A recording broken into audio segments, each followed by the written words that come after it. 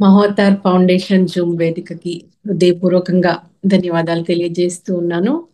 Organising team అందరికీ కూడా ధన్యవాదాలు. మరి మనందరి గురువు బ్రహ్మర్షి పితామహ పత్రిజీకి, మాతా స్వర్ణమాల పత్రిజీకి నా యొక్క ప్రణామాలు. ఈ సెషన్ లో ఉన్న మిత్రులందరికీ, అలాగే మరి యూట్యూబ్ లో వీక్షిస్తున్న ధ్యాన మిత్రులందరికీ కూడా నా యొక్క హృదయపూర్వక నమస్కారము. మనము తరచూ కలుసుకుంటూనే ఉన్నాము. సుపరిచితం అయిపోయాను మీరందరూ మరి నాకు.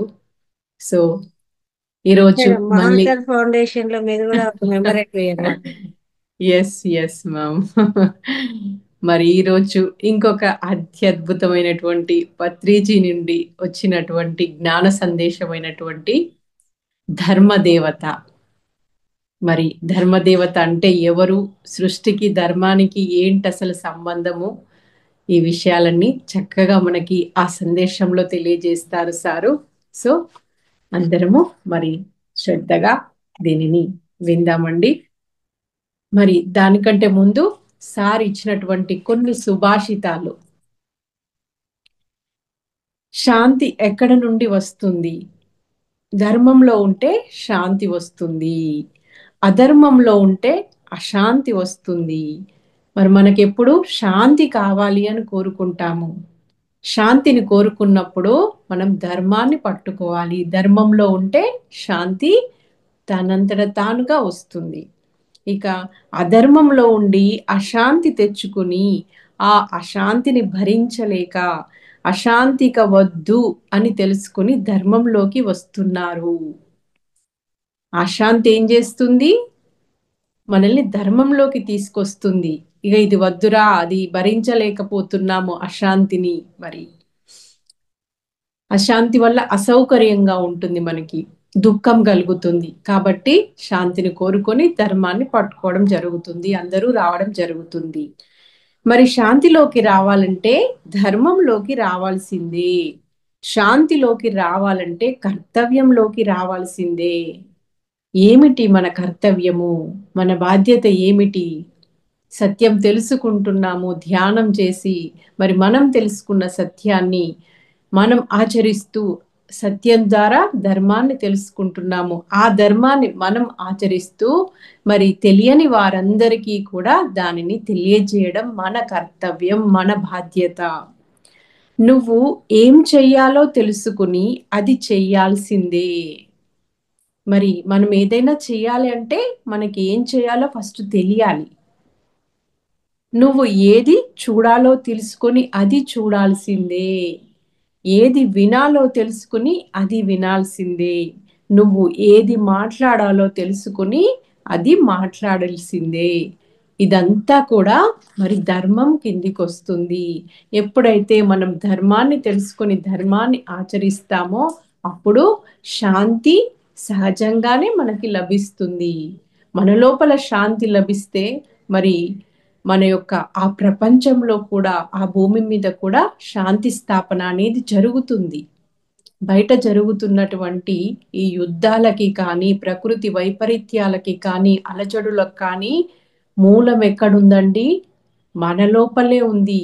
మన లోపల ఉన్న అశాంతి అలజడులే కార్యరూపాన్ని దాలుస్తున్నాయి. ప్రకృతి మరి వైపరీత్యాలుగా వస్తున్నాయి. అందుకే ఇప్పుడు ఈ భూమి మీద ఇంత ధర్మ ప్రచారం అనేది జరుగుతుంది. ధర్మో రక్షతి రక్షితః అంటే ఏమిటి? ధర్మం రక్షిస్తుంది ఎవరిని? ధర్మాన్ని రక్షించిన వాళ్ళని. ఎవరైతే ధర్మాన్ని రక్షిస్తారో వాళ్ళ చేత రక్షింపబడిన ఆ ధర్మం తిరిగి వారిని రక్షిస్తుంది. ఇది మనకి వేదాల్లో ఉన్నటువంటి ఒకానొక గొప్ప మరి వేద సూత్రము, వేద వాక్ ఇది. దీనిని అందరము గుర్తుంచుకోవాలి, ఆచరించాలి. ఇది ఆధ్యాత్మికతలో మహోన్నతమైన సందేశము అని చెప్తున్నారు పత్రిజీ. ఆధ్యాత్మికతలోనే మహోన్నతమైన సందేశం. ధర్మో రక్షతి రక్షితః. కృష్ణుడు కూడా అర్జునుడితో నీ ధర్మం నీవు చేయి అంటున్నాడు. నేను చెప్పింది చెయ్యి అని చెప్పలే. చెప్పారు, కానీ నేను చెప్పానని కాదు. నీకేది చెయ్యాలనిపిస్తే అదే చెయ్యి. నీకు రక్షింపబడాలని ఉంటే నీవు ఇంకొకరిని రక్షించు. నీకు భక్షింపబడాలని ఉంటే నీవు ఇంకొకరిని భక్షించు. అంతా నీ ఇష్టమే, అంతా నీ చేతుల్లోనే ఉంది. ఒకటే ధర్మం ఉంది, ఏంటది? మాంసం తినవద్దు అని చెప్పడమే ధర్మము. మరి ఎక్కడికి వెళ్ళినా కూడా మళ్ళీ అక్కడికే వెళ్ళాల్సిందే, ఆ మెయిన్ గేట్ దగ్గరికి వెళ్ళాల్సిందే.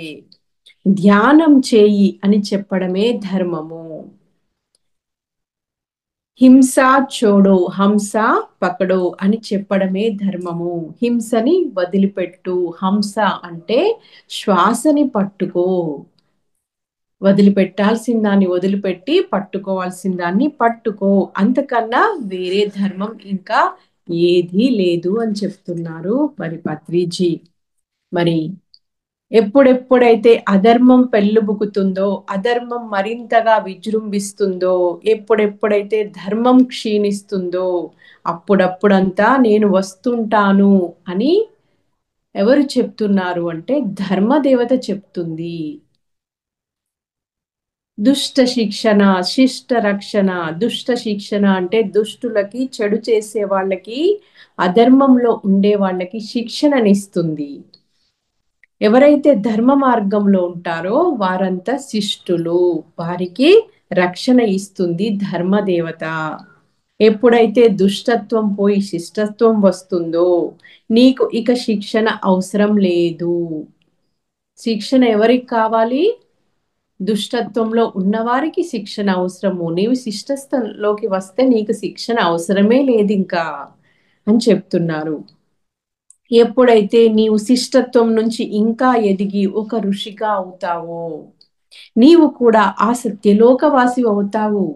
అంటే మనము కూడా ఎలాగైతే ఇందాక మహాతార్ ఫౌండేషన్ లో భాగస్వామ్యం అయిపోయారు మేడం అన్నారు కదా ఇందాక మేడం, అలాగా మరి మనము ధర్మదేవత ఆ సృష్టి యొక్క ప్రభుత్వంలో సత్యలోకంలో మనం కూడా స్థానం సంపాదించుకోవచ్చు. ఎలాగా? దానికి అర్హత ఏంటి అంటే ధర్మంలో జీవిస్తే చాలు, ధర్మ ప్రచారం చేస్తే చాలు, అప్పుడు మనం సత్యలోక వాసులం అవుతాము. ఇక సత్యలోక వాసులం ఎప్పుడైతే అవుతామో మళ్ళీ మనము తిరిగి భూమి మీదికి రావక్కర్లేదు. అది మన చాయిస్. విశ్వ కళ్యాణం కోసం వస్తే రావచ్చు, లేదంటే లేదన్నమాట. సో మరి ఈరోజు టాపిక్ వచ్చేసి ధర్మదేవత. ధర్మదేవత అంటే ఎవరు? మరి సృష్టికి ధర్మానికి గల సంబంధం ఏమిటి? చిన్న చిన్న విషయాల్లోనే మరి సారు సూక్ష్మాతి సూక్ష్మమైనటువంటి ఎంతో అద్భుతమైనటువంటి మనకి తెలియని ఎన్నో కోణాల్లో ఎన్నో విషయాలను మరి ఎంతో సుస్పష్టంగా తెలియజేస్తూ వచ్చారు మనకి. మరి అందులో నేను ఫస్ట్ టైం విన్నప్పుడు నేను ఆశ్చర్యపోయానన్నమాట. ఎందుకంటే అసలు ఈ టాపిక్ నాకు తెలియదు ఇదివరకు. ఆ సబ్జెక్టు నేను ఎప్పుడు ఎక్కడా వినలేదు. అంటే జస్ట్ ధర్మదేవత అని పేరు వింటాము, కానీ ఆ ధర్మదేవత వెనకాల ఉన్నటువంటి ఆ స్టోరీ అస్సలు తెలియదన్నమాట. సో మరి ధర్మదేవత అంటే ఎవరు అంటే సృష్టి యొక్క ప్రభుత్వము, సత్యలోక వాసులు, మనందరి పూర్ణాత్మలు. దానినే వైట్ బ్రదర్హుడ్ అంటారు, దానినే శంబాల అని కూడా పిలుస్తూ ఉంటారన్నమాట. ఇది ధర్మదేవత. ధర్మదేవత అంటే ఒక్క వ్యక్తి కాదు. ధర్మదేవత అంటే ఎంతో మంది సమూహము. ఎలాగైతే ఈ భూమి మీద కోటాను కోట్ల మానవులు ఉన్నారో అలాగే ఆ సత్యలోకంలో కూడా కోటాను కోట్లుగా మరి సత్యలోక వాసులు ఉన్నారనమాట. ఒక్కరు ఇద్దరు కాదు. ఆ ప్రభుత్వము అదొక పెద్ద యంత్రాంగం అన్నమాట. ఎలాగైతే మరి మన భారతదేశానికి ఒక యంత్రాంగం ఉంటుంది కదండి, మనకి రూలింగ్ చేసే వాళ్ళు ఉన్నారు కదా, ఆ విధంగా మరి అక్కడ కూడా పెద్ద యంత్రాంగం ఉంటుంది. అయితే ఈ యంత్రాంగము మనము కళ్ళతో చూస్తున్నాము, మన కంటికి కనిపిస్తారు వీళ్ళు, మనం డైరెక్ట్ గా ఇంటరాక్ట్ అవుతాము వాళ్ళతో. కానీ సృష్టి యొక్క ప్రభుత్వము మనకి కంటికి కనిపించనిది. అది సూక్ష్మ లోకాల్లో ఉన్నటువంటిది, సూక్ష్మమైనది కాబట్టే మనకి తెలియట్లేదన్నమాట. ఇక మరి ఏం చేస్తుంది మరి ధర్మదేవత? ధర్మదేవత యొక్క కర్తవ్యం ఏంటి అంటే ధర్మాన్ని పరిరక్షిస్తుంది, ధర్మాన్ని కాపాడుతుంది. మరి మొదట్లో అధర్మంలో ఉన్నప్పుడు కొంతవరకు అధర్మాన్ని సహిస్తుంది, భరిస్తుంది ధర్మదేవత. వెంటనే తీర్పు చెప్పదు, కొంతవరకు ఓర్పుతో సహనంతో వెయిట్ చేసి ఇక ఆ లిమిట్ పరిధి ఎప్పుడైతే అధర్మం మితిమీరిపోతుందో అప్పుడు ఇక ఎనఫ్ అంటుంది. దీన్ని దాటి ఇంకా నువ్వు ముందుకు వెళ్ళడానికి లేదు. తన యొక్క ఉక్కు పాదాన్ని మోపుతుంది భూమి మీద. మోపి అప్పుడు మనకి శిక్షణ స్టార్ట్ చేస్తుంది అనమాట.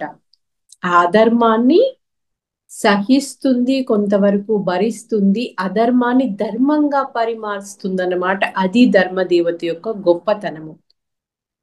మరి మనకి భగవద్గీతలో ధర్మదేవతకు సంబంధించి ఒక 2 అద్భుతమైనటువంటి శ్లోకాలు ఉన్నాయండి. అవే మరి అందరము ఎప్పుడూ వినేటివే. పరిత్రాణాయ సాధూనాం వినాశాయ చ దుష్కృతాం ధర్మ సంస్థాపనార్థాయ సంభవామి యుగే యుగే. పరిత్రాణాయ సాధూనాం అంటే శిష్టులను రక్షించడానికి, వినాశాయ చ దుష్కృతాం అంటే దుష్టులను శిక్షించడానికి, సంభవామి యుగే యుగే అంటే నేను ప్రతి యుగంలోనూ వస్తూ ఉంటాను అని చెప్తున్నారు. ఎవరు చెప్తున్నారు? శ్రీకృష్ణ పరమాత్మ. శ్రీకృష్ణ పరమాత్మ ఎవరు? సత్యలోకవాసి, ధర్మదేవత, ధర్మ ప్రభు అయిన. మరి ఇంకా ఏం చెప్తున్నారు? యదా యదా హి ధర్మస్య గ్లానిర్భవతి భారత అభ్యుత్థానమధర్మస్య తదాత్మానం సృజామ్యహం. యదా యదా హి ధర్మస్య అంటే ఎప్పుడెప్పుడైతే ధర్మానికి హాని కలుగుతుందో అప్పుడప్పుడంతా నేను వస్తుంటాను, నన్ను నేనే సృష్టించుకుంటాను. నన్ను ఎవరో సృష్టించరు, మనల్ని భగవంతుడు సృష్టిస్తున్నాడు, సృష్టికర్త సృష్టిస్తున్నాడు ఈ సృష్టినంతటినీ కూడా. కానీ ధర్మదేవత తనను తానే సృష్టించుకుంటాను అని చెప్తున్నారనమాట. సృష్టించుకొని ఈ భూమి మీదకి వచ్చి మరి ఏం చేస్తుంది అంటే ధర్మాన్ని పరిరక్షిస్తుంది, నిలబెడుతుంది. మరి ఇక్కడ మనకి ఎగ్జాంపుల్స్ కూడా చూపిస్తారు సారి ధర్మదేవతకు సంబంధించి. మరి ద్రౌపదికి వస్త్రాపహరణం జరిగే టైంలో ఎవరు కాపాడారు? ద్రౌపదికి మానభంగం కలగకుండా అంటే ఆ శ్రీకృష్ణ పరమాత్మ ఇచ్చి చీరలు అందిస్తాడు. అంటే ఆ ద్రౌపది మాత చేసుకున్నటువంటి ధర్మమే ఆమెను కాపాడింది. అలాగే మరి గజేంద్ర మోక్షంలో కూడా గజేంద్రుడు ఆ ముసలి బారిన పడి పాహిమాం పాహిమాం నారాయణ అనగానే అక్కడిక్కడో ఉంటాడు విష్ణుమూర్తి నారాయణుడు. వెంటనే మరి ఆ గజేంద్రుణ్ణి రక్షించడానికి వచ్చి రక్షిస్తాడు. అక్కడ మరి గజేంద్రుడి యొక్క ధర్మము గజేంద్రుణ్ణి రక్షించింది. మరి అలాగే ప్రహ్లాదుని తండ్రి అయినటువంటి హిరణ్యకశిపుడు సొంత తండ్రి సొంత కొడుకును నానా హింసలు పెడుతూ ఉంటే మరి ఆ యొక్క స్తంభాన్ని చీల్చుకొని వచ్చాడు నరసింహస్వామి రూపంలో. మరి వచ్చి ప్రహ్లాదుని రక్షిస్తాడు. అంటే ఇక్కడ ఇదంతా కూడా ధర్మదేవత, ద రిప్రజెంటేటివ్ ఆఫ్ గవర్నమెంట్ అనమాట. రక్షించింది. అందుకే ఎవరైనా మరి కొందరు అనుకుంటారు, మేము ఇంత మంచిగా ఉంటున్నా కూడా మాకే కష్టాలు వస్తున్నాయి, ఆ అధర్మంలో ఉన్న వాళ్ళందరూ బాగానే ఉంటున్నారు, ఇలా ఆలోచిస్తారు, ఇలా మాట్లాడతారు. కానీ ప్రకృతి ఎప్పుడు కూడా ఎవరిని ఎక్కువగా చూడదు, ఎవరిని తక్కువగా చూడదు. ఒకరికి న్యాయము ఒకరికి అన్యాయం చెయ్యదు. సమయం అంటూ ఉంటుంది ప్రతి ఒక్కదానికి. ఆ సమయం వచ్చినప్పుడే మరి వాళ్ళ జీవితంలోకి ఆ కర్మ యొక్క ఫలితం అనేది రావడం జరుగుతుంది, వాళ్ళు అనుభవించడం జరుగుతుంది. అప్పటి వరకు మరి వాళ్ళు ఏం చేస్తున్నా కూడా వాళ్ళు కొందరు మంచిగా హ్యాపీగా సుఖంగానే ఉన్నట్టుగా అనిపిస్తుంది, కానీ టైం వచ్చినప్పుడు వచ్చి చేరుతుంది. మరి ఇక్కడ ధర్మదేవత సత్యలోక వాసులు అని చెప్పుకున్నాం కదా. మరి మనకి 7 లోకాలు ఉంటాయండి. భూలోకము, భువర్లోకము, సువర్లోకము, జనాలోకము, మహాలోకము, తపోలోకము, సత్యలోకము. భూలోకము, భువర్లోకము, సువర్లోకము, జనాలోకము వీళ్ళందరినీ ప్రజలు అంటారు. మహాలోకము, తపోలోకము, సత్యలోకము ఈ 3 లోకాల వాళ్ళని కలిపి ప్రభుత్వము అంటారు. ఇక సత్యలోకంలో ఉండే వాళ్ళందరూ కూడా ప్రభువులు. ఆ మహాలోకము, తపోలోకంలో ఉండే వాళ్ళు ప్రభువులు కాదు, ఇటు ప్రజలు కాదు, అనుసంధానకర్తలు, కాబోయే ప్రభువులు వాళ్ళు. మరి ఎలా జరుగుతుంది ఈ సృష్టి యొక్క ప్రభుత్వం అంతా కూడా రూలింగ్ ఎలా చేస్తుంది అసలు? మరి మనకి ఇక్కడ సెంట్రల్ గవర్నమెంట్ ఉంటుంది, ప్రైమ్ మినిస్టరు, ప్రెసిడెంట్ ఉంటారు, ఎమ్మెల్యే, ఎంపీలు, మళ్ళీ ఇక్కడ స్టేట్ గవర్నమెంట్ ఉంటుంది, ఇలాగ ఒక గవర్నమెంట్ ఉంటుంది కదా. మరి అలాగే అక్కడ కూడా ఆ సృష్టి ప్రభుత్వం ఎలా పరిపాలన చేస్తుంది, ఈ సృష్టిని పరిరక్షిస్తుంది అంటే ప్రకృతి దేవతల ద్వారా. ప్రకృతి దేవతలందరూ వారి యొక్క సత్యలోక వాసుల యొక్క ఆధీనంలో ఉంటారు, ఉండి వాళ్ళు ఇండికేషన్స్ ఇస్తారు. ఇక్కడ ఈ భూభాగము కిందికి వెళ్ళాలి, అక్కడ పైకి వెళ్ళాలి, ఇలా ప్రతి ఒక్కటి. మరి ఒక 12 సంవత్సరాల క్రింద మన భూమి మీద అట్లాంటిక్ మహాసముద్రం ఉండేదండి. అది మరి ఒకసారి గెల్యూస్ అంటే సముద్ర ప్రళయంలో ఆ ఖండమే మునిగిపోయిందంట. అంటే ప్రకృతి ఇలాంటి చేసినప్పుడు ఏమవుతుందంటే ఒక ఖండానికి కానీ ఒక ప్రదేశానికి కానీ ఒక వైపరీత్యం వచ్చినప్పుడు దాని చుట్టుపక్కలంతా కూడా వాటి యొక్క ప్రభావం ఉంటుంది, అవి కూడా సరి చేయబడతాయి. అప్పుడు ఆ ఖండంలో అట్లాంటియన్, లెమూరియన్ 2 నాగరికతలు ఉండేవంట. మరి అవి 2 కూడా డిస్ట్రాయ్ చేయబడ్డాయి ఆ ప్రళయం ద్వారా. అంటే ఒకప్పుడు అలాగా ప్రళయాలు వచ్చేటివి, ప్రకృతి వైపరీత్యాలు, భూకంపాలు, కొన్ని ప్రదేశాలు మొత్తానికే మరి డిస్ట్రాయ్ చేయబడేవన్నమాట. మరి మన భూమి మీద కూడా హింస బాగా పెరిగిపోయిన తర్వాత, మాంసభక్షణం ఎక్కువైపోయిన తర్వాత ఇక మన భూమి మీద కూడా మరి ఆ ప్రకృతి ఒక రూపాన్ని తీసుకొని వస్తుంది, భూ ప్రక్షాళన చేస్తుంది అని చెప్పి 2000 సంవత్సరంలో వస్తుంది అనుకున్నాము, 2012లో వస్తుంది అనుకున్నాము. మరి 2020లో COVID-19 రూపంలో భూమి మీదకి వచ్చింది, ఒక వైరస్ రూపంలో వచ్చిందండి. ఎక్కడైనా ఒక వైరస్ కి ప్రపంచాన్నంతా కూడా గడగడలాడించే శక్తి ఉంటుందా అండి? ఒక మామూలు వైరస్ అయితే మనుషులను ఇళ్లల్లో కూర్చోపెట్టింది, ఉద్యోగాలు, వ్యాపారాలు, స్కూళ్ళు, కాలేజీలు అన్ని మూయించబడ్డాయి. దీన్ని బట్టి మనం అర్థం చేసుకోవాలి, అక్కడ మరి ప్రభుత్వము మనకి ఇలాంటి ఒక నేర్పించడానికి, శిక్షణనివ్వడానికి కోసమే ఒక రూపాన్ని తీసుకొని వచ్చింది. నేను కూడా మరి ఆ సమయంలో ధ్యానంలో కూర్చున్నానన్నమాట. ఒకరోజు అరే ఇలాంటి పరిస్థితి ఏంటి, ఎన్నడూ లేనిది అని చెప్పి క్వశ్చన్ వేసుకున్నాను. ఈ కరోనా ఏంటి, వైరస్ ఏంటి, ఇంతమంది భయభ్రాంతికి లోనవుతున్నారు, భయానికే చనిపోతున్నారు, అది రాకముందే మాకు కూడా వస్తుందేమో అని చెప్పి. ఇలాంటి పరిస్థితి ఏంది అంటే అప్పుడు నాకు వచ్చిన సమాధానము, అది ఒక ప్రకృతి శక్తి. మనమంతా భూమండలం అంతా కూడా మరి ఇప్పుడు ఎమర్జెన్సీ పీరియడ్ లో ఉంది. గవర్నమెంట్ మన జీవితాల్లోకి ఎప్పుడు పడితే అప్పుడు రాదండి. ఎమర్జెన్సీ టైంలో ఇక తప్పనిసరి పరిస్థితుల్లో మాత్రమే మన లైఫ్లోకి వస్తుంది, మనకి కండిషన్ పెడుతుంది.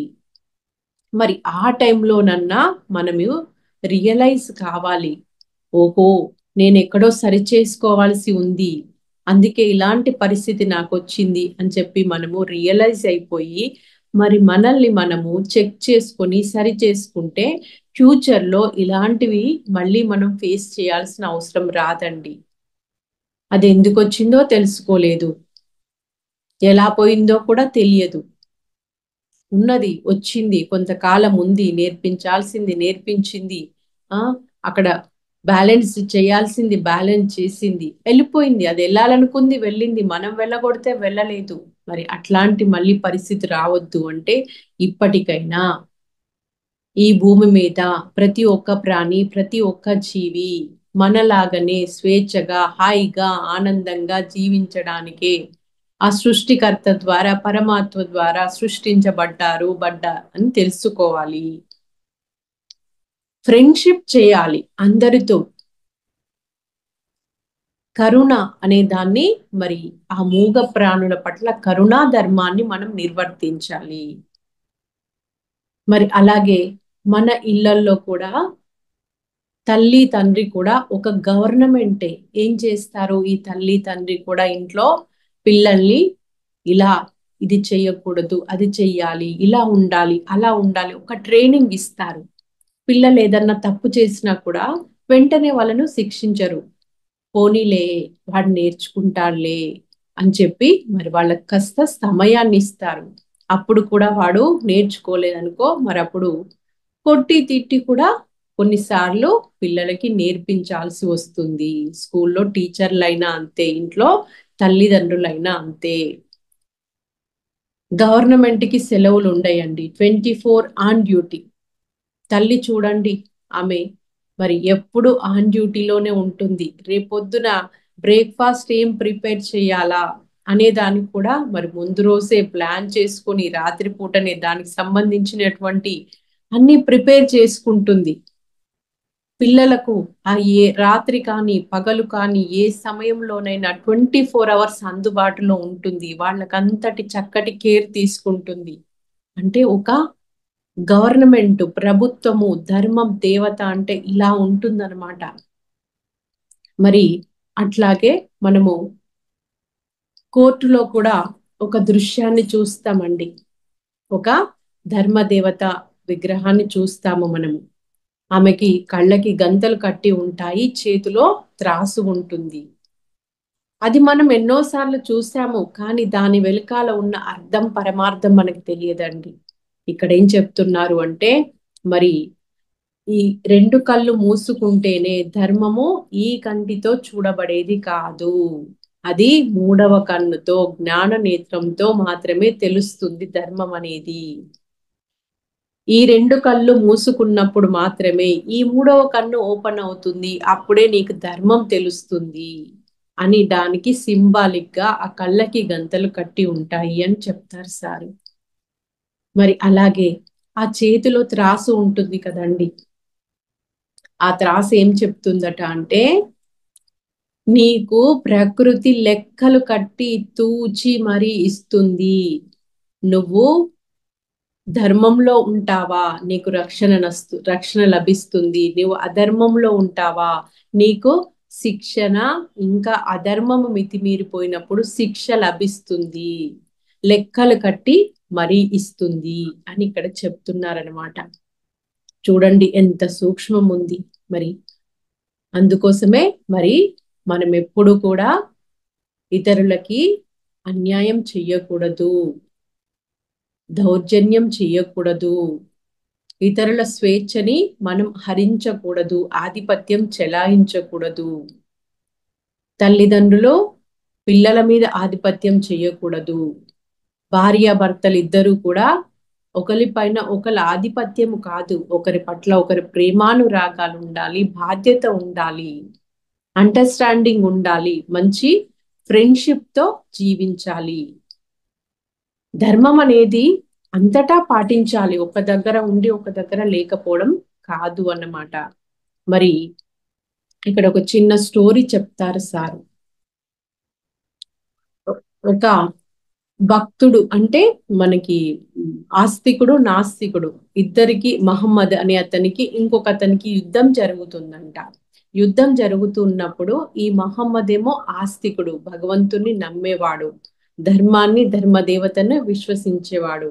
మరి అతనికి యుద్ధం జరుగుతున్నప్పుడు ఆ నాస్తికుడు ఆ కత్తి పెట్టేసిండంట. ఆస్తికుడైన మహమ్మద్ మెడ మీద పెట్టి, నువ్వు ఎప్పుడు నాకు అల్లా ఉన్నాడు, నా అల్లా నన్ను రక్షిస్తాడంటావు కదా, ఇప్పుడు నీ మెడ మీద నేను కత్తి పెట్టినా ఇప్పుడు నీ ప్రాణం పోయే పరిస్థితిలో ఉంది, నీ అల్లా ఎక్కడున్నాడు, నిన్ను ఎట్లా రక్షిస్తాడు అంటాడంట. అప్పుడు ఆ సమయంలో ఆ కత్తి మెడ మీద ఉన్న సమయంలో ప్రాణం పోయే టైంలో కూడా మహమ్మద్ ఏమంటాడంటే, నాకు నా అల్లా ఉన్నాడు, నా అల్లా నన్ను రక్షిస్తాడు. ఆ అంత ఆత్మవిశ్వాసంతో ఎప్పుడైతే అతని కళ్ళలోకి కళ్ళు పెట్టి చూసి చెప్తాడో, ఈతడికి భయం స్టార్ట్ అయిందంట, వణుకు స్టార్ట్ అయిపోయిందంట. వెంటనే ఆ చెయ్యి నుండి కత్తి కింద జారి పడిపోయింది. సో అప్పుడు మహమ్మద్, చూసావా, నాకు నా అల్లా రక్షణ ఇచ్చాడు, ఇప్పుడు నిన్నెవరు రక్షిస్తారు అంటే నువ్వెవరిని దేనిని నమ్మవు కదా అని చెప్పి మరి అతన్ని ఇంకా తను వదిలేస్తాడంట. అంటే శిష్టులు మంచి వాళ్ళు, వాళ్ళకి అపకారం చేసిన వాళ్ళకి కూడా ఉపకారం మాత్రమే చేస్తారు. ఇక్కడ అల్లా అంటే ధర్మదేవత, సృష్టి యొక్క ప్రభుత్వము. ఎవరైతే ఇలాంటి ఒక బాధ్యతను తీసుకుంటారో, ఇప్పుడు ఈ పిరమిడ్ స్పిరిచువల్ సొసైటీ ఆధ్వర్యంలో వేలు కాదండి, లక్షల మంది వర్క్ చేస్తున్నారు గ్లోబల్ గా, ప్రపంచ వ్యాప్తంగా. మరి వీళ్ళందరూ కూడా ధర్మ దేవత కిందికే వస్తారు. ఎందుకంటే మనం ధ్యానం చేశాము. ఇక్కడ మనకి 7 లోకాలు అన్నాం కదండి. భూలోకము, భూలోకము అంటే 3D యూనివర్స్ అంటే 3వ తలము. అలాగే భువర్లోకము అంటే ఆ ఇంకా యాస్ట్రల్ వరల్డ్, సువర్లోకము అంటే సుప్రా కాజల్ వరల్డ్, మరి అలాగే మహాలోకము, జనోలోకము, తపోలోకము, ఇవన్నీ కూడా మరి ఉన్నతమైనటువంటి శక్తి తలాలన్నమాట. దాంట్లో తపోలోకం అనేది ధ్యానం చేసే వాళ్ళందరూ కూడా తపోలోకం వరకు వెళ్తారు. ఇక సత్యలోకంలోకి ఎవరికి అర్హత ఉంటుంది అంటే ధ్యానం చేయడమే కాదు, ఆ యోగత్వంలోకి రావడమే కాదు, వాళ్ళందరికీ చెప్తారు కదా, వాళ్ళకి ఎంట్రీ వస్తుంది. శ్రీకృష్ణ పరమాత్మ కూడా అర్జునుడికి చెప్తాడంట, నేనున్న స్థితికి నువ్వు చేరుకుంటే తప్ప నువ్వు మళ్ళీ మళ్ళీ భూమి మీదికి రావాల్సిందే, జన్మలు తీసుకోవాల్సిందే. మరి నేనున్న స్థితి అంటే ఆ సత్యలోక స్థితి, ఆ సహస్రార స్థితి ఎక్కడి నుండి వస్తుంది అంటే మనము ధర్మంలో జీవిస్తూ అందరి చేత మరి ఆ ధర్మాన్ని అందరి చేత ఆచరింప చేసే వాళ్ళు అన్నమాట.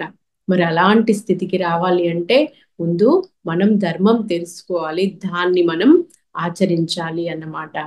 సో మరి ఇక్కడ ఇంకా ఏం చెప్తున్నారంటే సారు బుక్స్ రీడింగ్ గురించి చెప్తున్నారు. సార్ ఆ టైంలో ఈ సందేశం ఇచ్చేటువంటి టైంలో thinking and destiny, Harold W Percival అనేటువంటి రచయిత రాసినటువంటి ఒక గొప్ప పుస్తకాన్ని నేను చదువుతున్నాను. ఎంత గొప్పదో, ఇంగ్లీష్ లాంగ్వేజ్ వచ్చిన ప్రతి ఒక్కరూ కూడా ఆ బుక్ చదవండి, అత్యద్భుతమైన పుస్తకం అని చెప్తున్నారు.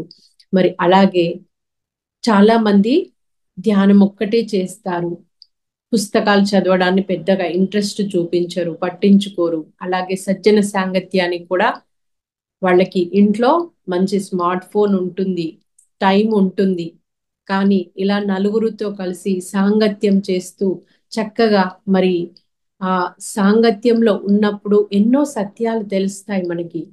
చేయడానికి ఇంట్రెస్ట్ చూపించరు, ఏమేం చేసుకుంటున్నాము అని చెప్పి అక్కడికే తృప్తి పడతారు.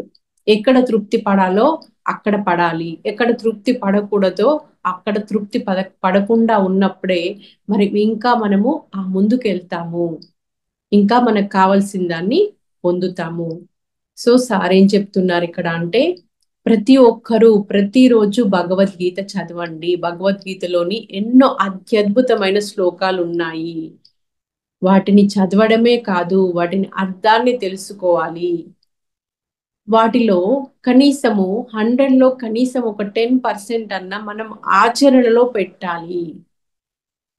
చాలా వింటున్నాము, చాలా తెలుసుకుంటున్నాము, కానీ ఎక్కడ పోతుంది అంటే ఆచరణ లోపము. ఎక్కడ పోతుందంటే ఇంకా సెల్ఫ్ చెకింగు. మన లోపల ఏదుందో మనకి మాత్రమే తెలుసు. ఇప్పుడు మీకు ఆకలి అవుతుందా లేదా అనేది నాకు తెలుస్తుందా? మీకు మాత్రమే తెలుస్తుంది. అట్లాగా ఎవరి లోపల ఏ లోపం ఉంది అనేది ఎవరికి వాళ్ళకే సెల్ఫ్ చెక్ చేసుకున్నప్పుడు తెలుస్తుంది. ఎవరు ఎవరిని ఉద్ధరించరు. ఉద్ధరేదాత్మనాత్మానం ఆత్మానం అవసాదయేత్ ఆత్మైవ ఆత్మైవ రిపురాత్మనః అని చెప్పి మరి భగవద్గీతలో మనకి చక్కగా శ్రీకృష్ణ పరమాత్మ తెలియజేశారు. ఎలా జీవించాలి ఒక మానవుడిగా పుట్టినవాడు.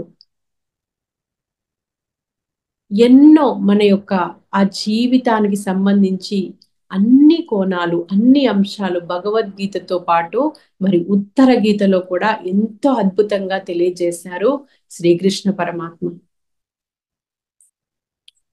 మరి అక్కడ ఉన్నదాన్నంతా కూడా మళ్ళీ పత్రిజీ మనకి జ్ఞాన సందేశాల్లో తీసుకొచ్చారు. కానీ ఇంకా మనం కూడా పుస్తకాలు చదువుతూనే ఉండాలన్నమాట. చదివినప్పుడే స్వయంగా మనము ఆ జ్ఞానాన్ని ఇంకా ఆకలింపు చేసుకోగలుగుతాము మనకు మనము. సో మరి ఈరోజు మరి ఈ ధర్మదేవతల అనే దాంట్లో ఆ సృష్టి యొక్క ప్రభుత్వము అని తెలుసుకున్నాము. ఆ సృష్టి యొక్క ప్రభుత్వం ఏం చేస్తుంది? ఈ భూమి మీద ఆ ప్రకృతి దేవతల యొక్క సహాయంతోని ఈ సృష్టి కార్యాల్ని నిర్వహిస్తుంది. ఎలాగంటే మనకి ఎగ్జాంపుల్గా మనకి పోలీస్ డిపార్ట్మెంట్ ఉంటుందండి. పోలీస్ డిపార్ట్మెంట్ వాళ్ళు ఏం చేస్తారు? ఆ నేరస్తులను పట్టుకుంటారు. పట్టుకొని వాళ్ళు మళ్ళీ న్యాయ వ్యవస్థకు వాళ్ళకి అప్పచెప్తారు. మళ్ళీ అక్కడ న్యాయస్థానంలో మరి వాళ్ళు తీర్పు చెప్తారు. వాళ్ళ యొక్క అంత రీసెర్చ్ చేసి వాళ్ళు చేసిన నేరాన్ని. అంటే ఇక్కడ ఎగ్జిక్యూటివ్ డిపార్ట్మెంట్ వేరే, కార్యనిర్వహణ డిపార్ట్మెంట్ వేరే ఉన్నట్టుగానే మరి అక్కడ సత్యలోక వాసులు కూడా ఎలాగైతే తీర్పేమో న్యాయస్థానంలో చెప్పబడితే మళ్ళీ ఆ తీర్పును అమలు పరిచేది ఎవరు? పోలీస్ డిపార్ట్మెంట్ కదా.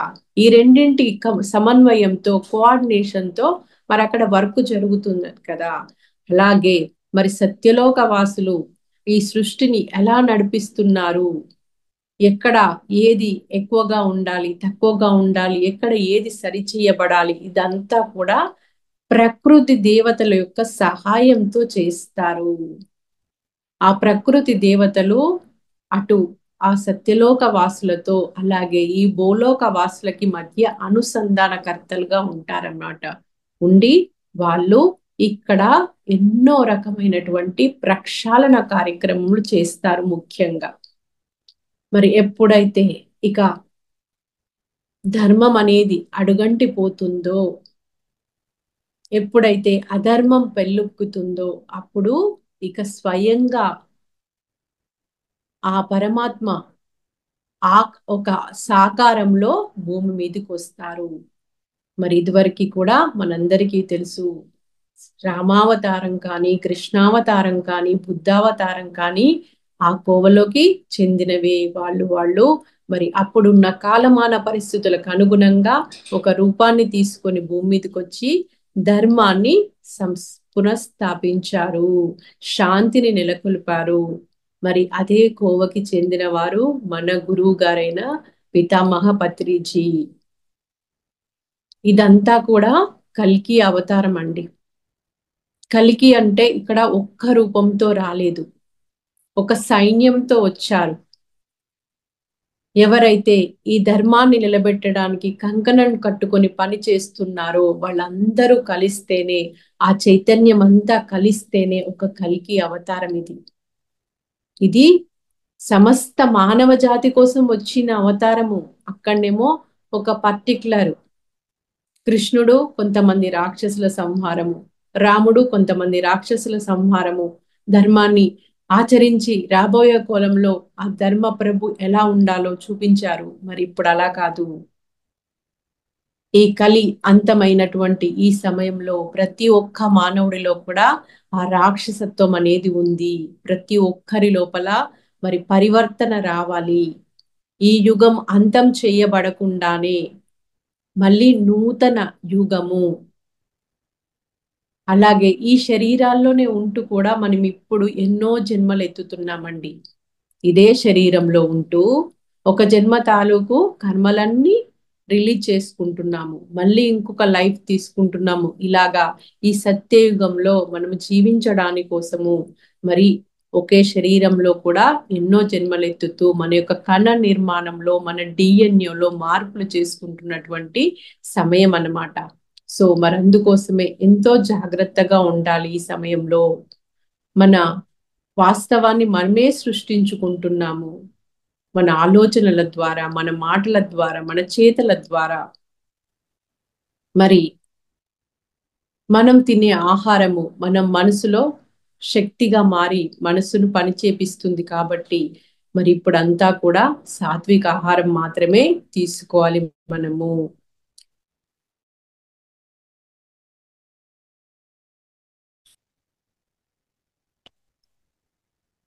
సో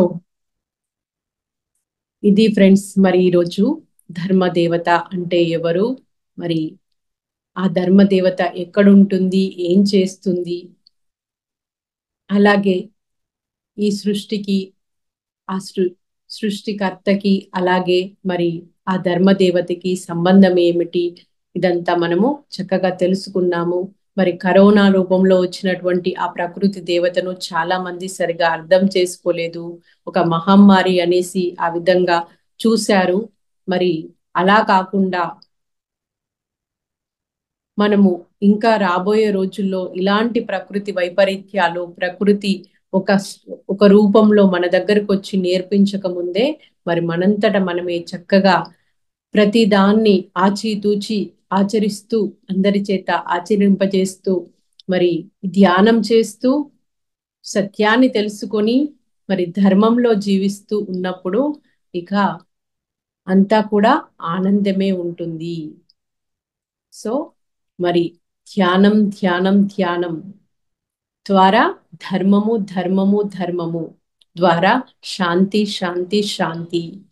అందరూ శాంతి కావాలి అని కోరుకోవడం కాదు, ఆ శాంతిని మనలో మనమే శాంతి స్వరూపాలుగా మారిపోదాము. ఈ భూమి మీద తిరిగి శాంతి స్థాపన, ధర్మ స్థాపనలో మనము భాగస్వాములం అవుతాము. మరి ఇలా అవడానికి మనకి ఒక చక్కటి మార్గాన్ని చూపించినటువంటి, మనకి ఈ అద్భుతమైనటువంటి జ్ఞానాన్ని అందించినటువంటి మన గురువు గారైన పత్రిజీకి ప్రణామాలు తెలియజేస్తూ ఈరోజు మరి ఒక్కసారి మీ అందరితో కలుసుకుని సజ్జన సాంగత్యం చేసే అద్భుతమైన అవకాశాన్ని ఇచ్చినటువంటి మహావతార్ ఫౌండేషన్ ఆర్గనైజింగ్ టీం అందరికీ, లలిత మేడం గారికి హృదయపూర్వకంగా ధన్యవాదాలు తెలియజేస్తూ ఉన్నాను. Thank you.